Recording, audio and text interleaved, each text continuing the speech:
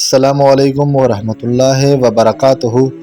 ناظرین، بنی اسرائیل کے ایک شخص کا واقعہ ہے کہ وہ ایک فحاشہ عورت کے پاس گیا اور زنا کیا اور غسل کرنے ایک نہر میں اترا تو نہر سے آواز آئی کہ اے فلاں، کیا تجھے شرم نہیں آتی؟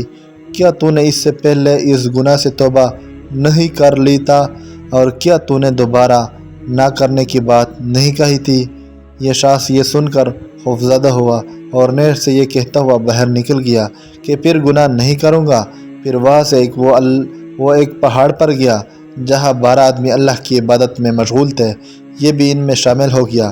اس درمیان وہاں قحط پڑ گیا تو وہ لوگ غذا کی تلاش میں پہاڑ سے اترے اور اسی نہر پر سے گزرنا چاہتے تھے۔ اس شخص نے کہا کہ میں وہاں نہیں آ سکتا۔ ان عبادت گزاروں نے پوچھا کہ کیوں؟ کہنے لگا کہ وہاں کوئی ہے جو میرے گناہ پر مطلع ہو جاتا ہے، لہٰذا اس کے سامنے جانے سے مجھے شرم آتی ہے۔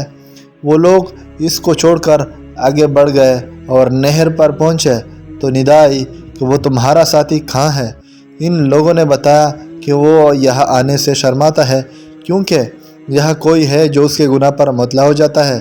آواز آئی کہ سبحان اللہ، جب تم میں سے بھی کوئی اپنی اولاد سے یا رشتہ دار سے ناراض ہو جاتا ہے اور اپنی برائی سے رجوع کر لیتا ہے تو تم معاف کر دیتے ہو، اسی طرح یہ تمہارا ساتھی بھی گناہ کا مرتکب ہوا مگر اس نے توبہ کر لی تو میں نے بھی اس کو معاف کر دیا اور میں اس کو چاہتا ہوں، لہٰذا تم لوگ اس کی خبر دے دو۔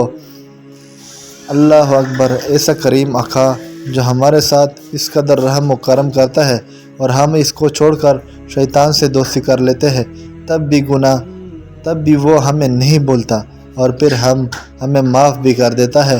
اس کے نافرمانی و گناہ کرنا کیا شرافت انسانی کے خلاف نہیں ہے؟ لہٰذا ناظرین، ہم کو بھی چاہیے کہ اس طرح کی اس طرح واقعات سے فائدہ اٹھائیں۔